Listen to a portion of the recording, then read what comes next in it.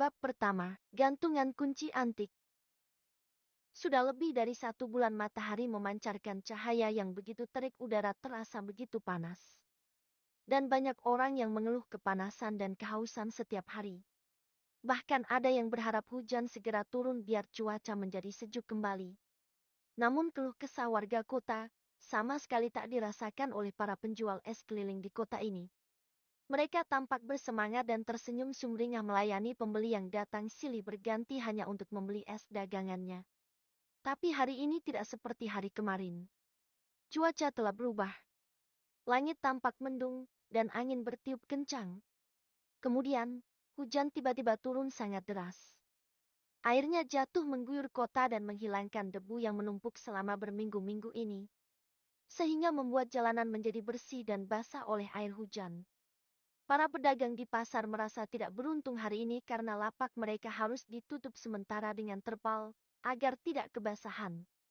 Karena percuma juga dibuka, semua pembeli sudah lari kocar-kacir dan hanya beberapa yang tampak berteduh di emperan toko. Tak jauh dari pasar, tampak mobil box berwarna silver tampak berhenti di depan sebuah toko sembako yang lumayan besar. Tak berapa lama, 3 pria di kursi depan turun satu persatu. Salah satu pria memasuki toko dengan buku bersampul tebal dan senyum sopan mendekati wanita berkacamata yang ada di balik meja kasir dan mengeluarkan 2 lembar kertas dari balik buku yang ia pegang.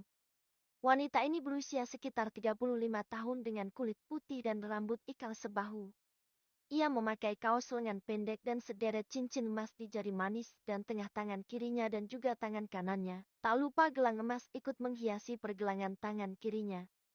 Dialah pemilik toko sembako ini, namanya Rimayana. Rimayana memeriksa tulisan di kertas sementara 2 pria yang lain menurunkan barang-barang dari dalam kontainer lalu membawanya masuk ke dalam toko. Yani!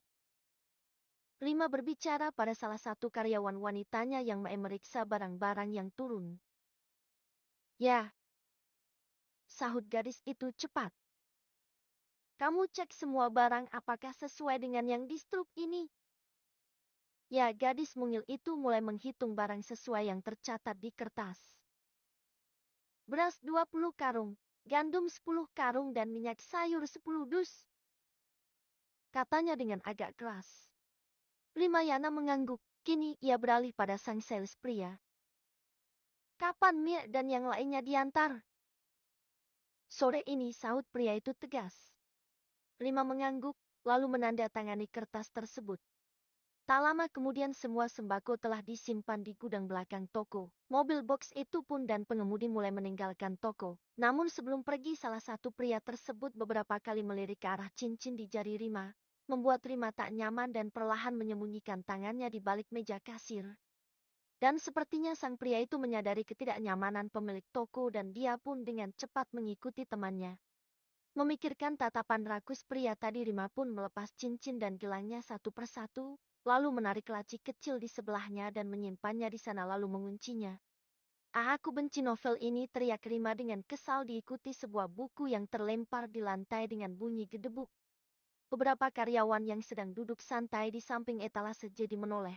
Dan gadis baju merah itu tertawa cekikikan melihat wajah bosnya yang tampak kesal. Ia memungut buku tersebut. Tertulis di sampul buku kata wanita berhati malaikat. Sudah baca sampai mana, Kak?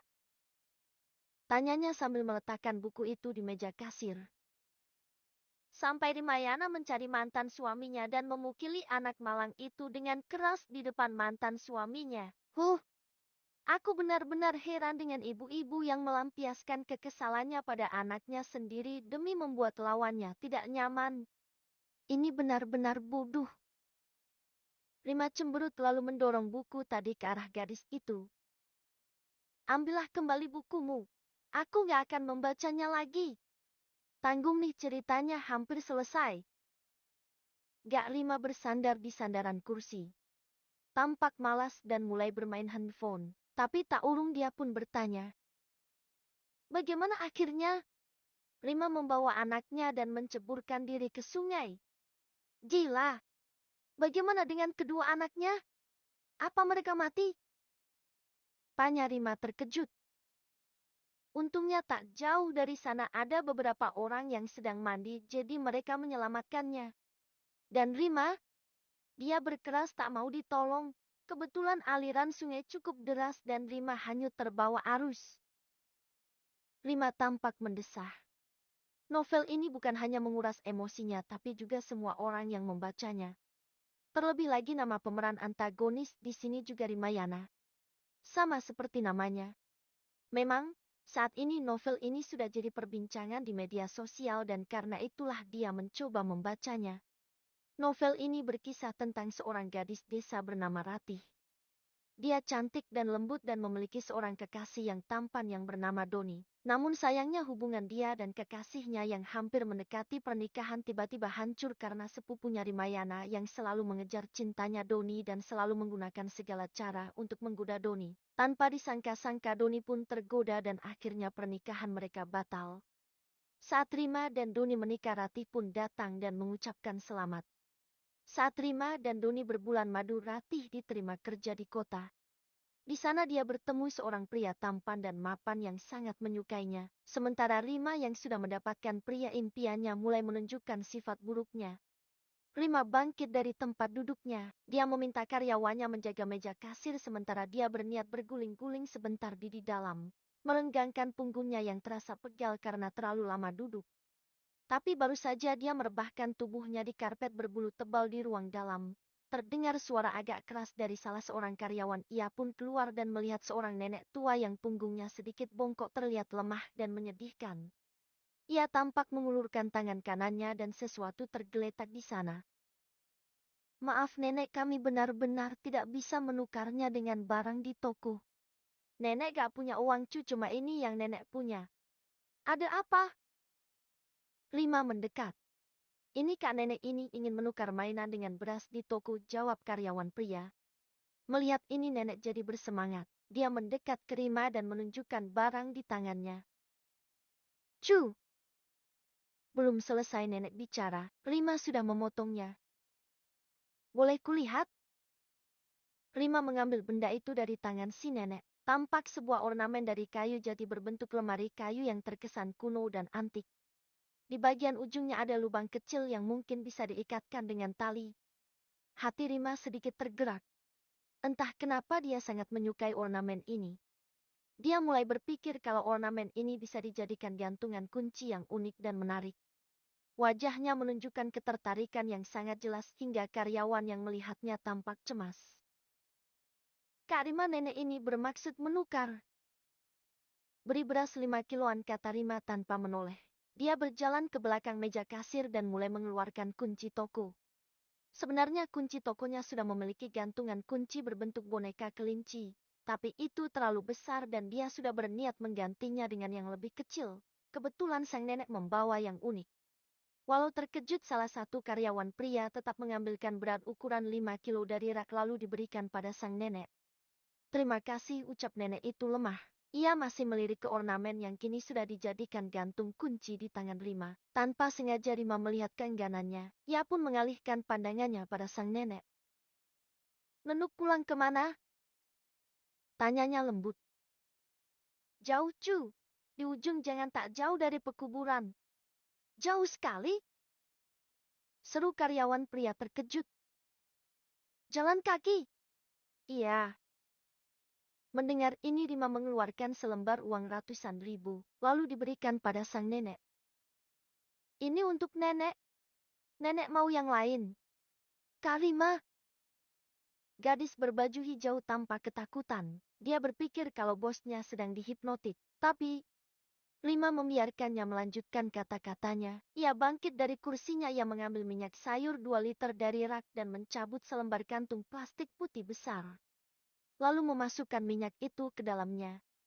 Karyawannya hanya melihatnya dengan tak berdaya saat bosnya memasukkan lagi 5 bungkus mie instan dan memanggil abang becak untuk mengantar sang nenek kembali ke rumahnya. Pukul 10 di malam hari, jalanan mulai sepi dan pembeli pun berkurang. Jadi Rima meminta karyawannya untuk berberes. Saat membantu berberes, seorang tetangganya lewat di depan toko dengan bungkusan di tangannya. Melihat ini Rima memanggilnya. Tini, dari mana? Ini, Aku baru saja membeli martabak telur.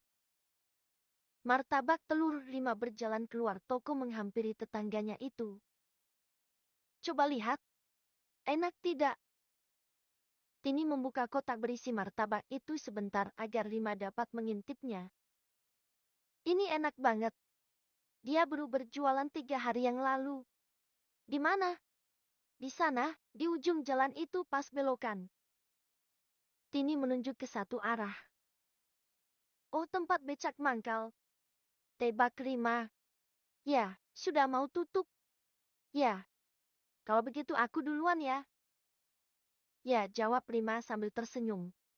Tini melangkah meninggalkan tempat itu dan Rima melihat kembali arah yang ditunjuk tetangganya. Dan berniat ke sana setelah menutup toko.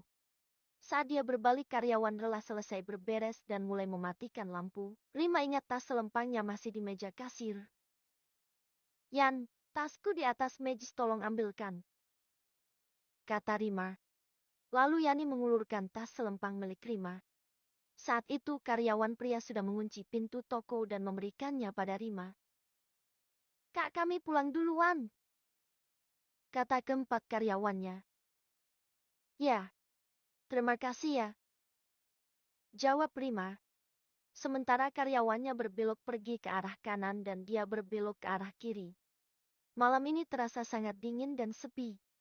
Namun kesepian ini pecah setelah terdengar suara tabrakan keras yang memecah kesunyian malam itu. Bab kedua, bertransmigrasi.